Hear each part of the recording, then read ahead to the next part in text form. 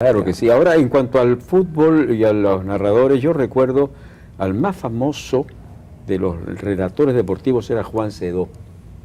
Juan Sedó transmitió el gol de 40 metros que le hizo Lolo Fernández a Independiente. Pero yo lo conocía al Juan Sedó como el tío Sedó, 40. el tío Juan, cuando él hacía los programas infantiles. Eso es cuando comenzó la televisión. Claro. Porque esto fue en el año 40, antes que comenzara la televisión. Imagínense, pero para mí, digamos, el papá de los niños, el tío Juan, ¿no? El tío Juan. El tío Juan en la televisión, me acuerdo. Fue, después cuando vino la televisión, él vino ya en otra actividad, pues tuvo que adaptarse. Claro, es que la radio alimentó a la televisión cuando esta última nació, o sea, los narradores de noticias, los comentaristas, por ejemplo, Pepe Ludmir transmitía por radio el Oscar y pasó a transmitirlo por la televisión. Creo que lo hacía por Radio Panamericana. Tenía también su programa de radio que era y otros pasaron a la televisión, pero no necesariamente dejaron la radio también, ¿no? O sea, la escuela de la radio va a ser muy importante, no solamente los comerciales en vivo.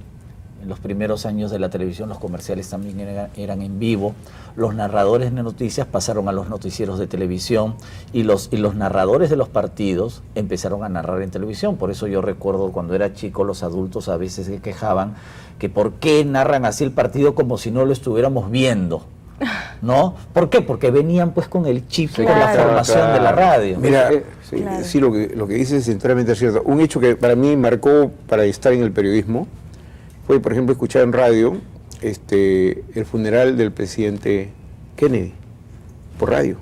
El año 64. Así es, más o menos, pero lo escuché por Radio Nacional.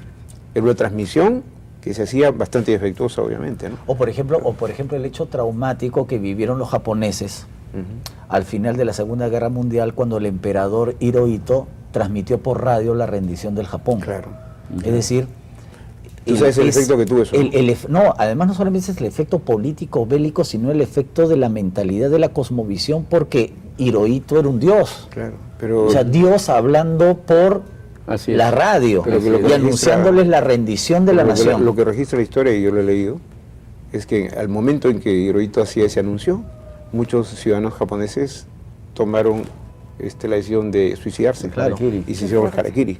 Fue un harakiri masivo, ¿no? Porque entendían que ya el imperio, ¿no? Y la teocracia se había acabado. Se desmoronaba.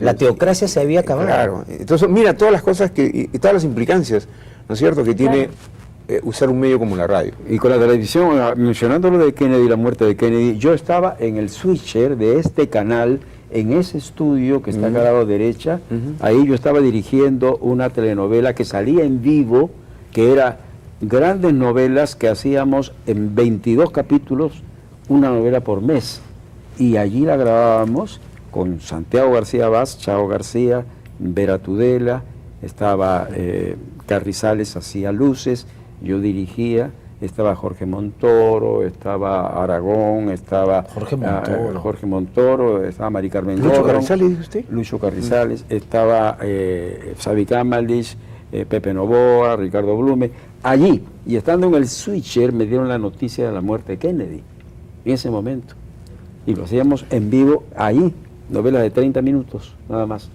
De 30 minutos era el episodio, ¿no? Y la grabábamos ahí. Y sí, estábamos haciendo, recuerdo, que era Cumbres Borrascosas.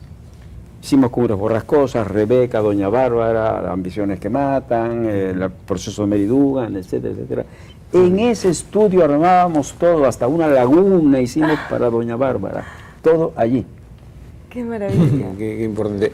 Por ejemplo, en provincias cuando no se había extendido la radio porque las frecuencias no llegaban, ¿no es cierto? Pero en algunos lugares donde la televisión todavía no había llegado, por ejemplo, la llegada del hombre a la luna, muchos lo escucharon por radio. La televisión no estaba tan extendida, ¿no? Entonces, y la gente se emocionaba, pues, ¿no? Algunos crédulos, otros incrédulos, ¿no? Otros pensaban que era una patraña, como dicen ahora, ¿no? Pero lo cierto es que finalmente la gente recibía esa información. Y eso hace que nuestra sociedad y nuestra cultura, ¿no? Esté viva, ¿no? Yo por eso a veces critico a aquellos pesimistas que dicen que las cosas a veces no funcionan. Pero cuando uno hace usa este tipo de medios para llegar a la gente y le transmites veracidad, porque a la gente el oyente sabe perfectamente cuando lo engañas, Eso sí, yo lo he comprobado en una emisora, como te dije, en CPN, donde estuve muchos años como director. La gente no agarra el anzuelo así tan fácilmente, ¿eh? O sea, tienes que darle un mensaje suficientemente veraz. Además, Claro. los teóricos que han estudiado el efecto de la radio en el siglo XX en Occidente, la radio es uno de los principales agentes de crear una comunidad imaginada, digamos. En este caso, vamos a suponer el Perú, la nación peruana, porque la radio transmite las mismas noticias a una misma comunidad, los mismos partidos, las mismas novelas. Entonces eso va formando una mentalidad colectiva y eso va a alimentar mucho a la conformación de lo que es, entre comillas, la nación, lo que se llama, por ejemplo, el instante colectivo. Imagínense todo el país gritando el mismo gol o Claro. todo el país pendiente de la misma noticia. Eso crea comunidad ¿Y eso colectiva. qué te hace sentir? Un eco.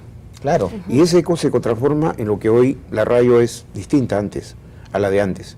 Es que hoy día la radio es de participación. Ya. Por eso que muchas emisoras abren los teléfonos. Y vamos a hacer lo propio en Radio Nacional, para que la gente participe, para que la gente haga sentir su voz, ¿no? Y no simplemente para, en algunos casos, discrepar, sino para que la gente sepa, el ciudadano común y corriente, el que es ciudadano de este país, sepa que la democracia es eso. Yo hablo Tener y la a mí me posibilidad de escuchan, comunicarse. ¿no es cierto? Y el feedback es ese, para que la gente sepa también que el gobernante lo va a escuchar. Yo creo que esa es la modernidad y eso es lo positivo de la radio, ¿no? En este momento. Y de locutores de Radio Nacional solamente quería decir muy rápidamente, porque me parece que hay que rendirles homenaje a los que, bueno, lamento no recordarlos todos, pero el primer gran locutor de Radio Nacional cuando estaba ya en los estudios donde todavía sigue, ¿no?, era Julio Garazatúa.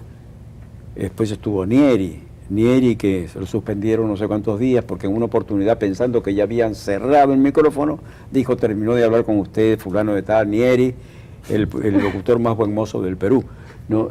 Y salió al aire, entonces y lo Bueno, castigaron. hablando de anécdotas, esta es una buena... Pero voy a les dar el propongo nombre. hacerlo en el siguiente bloque, Claro. porque tenemos que irnos un corte rapidito y ya regresamos.